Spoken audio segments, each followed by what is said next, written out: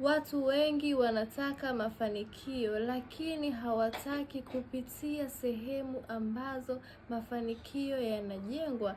Tunataka vitu kwa haraka, tunataka tushinde mara ya kwanza tu tunapojaribu kufanya jambo, na pale mambo yanavyoenda ndivyo sivyo, tunajiona kana kwamba hatuna uwezo. Lakini ukweli ni huu: failure siyo ishara kwamba kila kitu kimefika mwisho.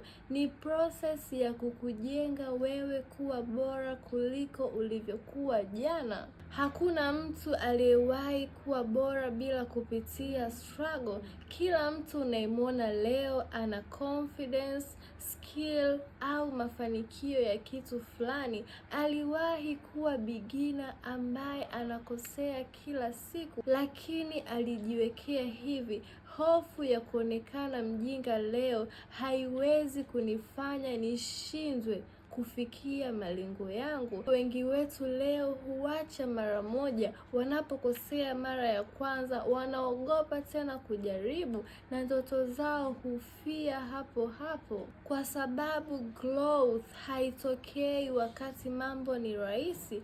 Growth inatokea pale unapokutana na challenge lakini unaamua kusonga mbele.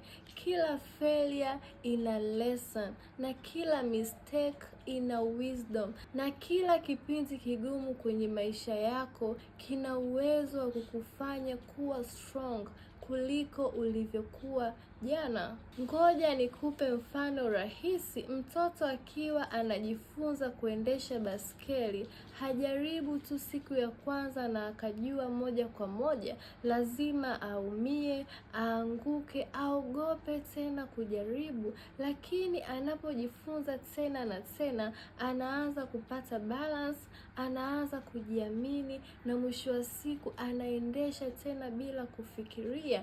Na maisha nayo yapo hivyo hivyo. Kila unapofeli kuna kitu unajifunza, na kila unapoinuka baada ya kuanguka, confidence yako inazidi kuwa imara, kwa sababu nguvu haiji kwa kutowahi kuanguka, inakuja pale unapoweza kujifunza, kunyanyuka tena na kusonga mbele.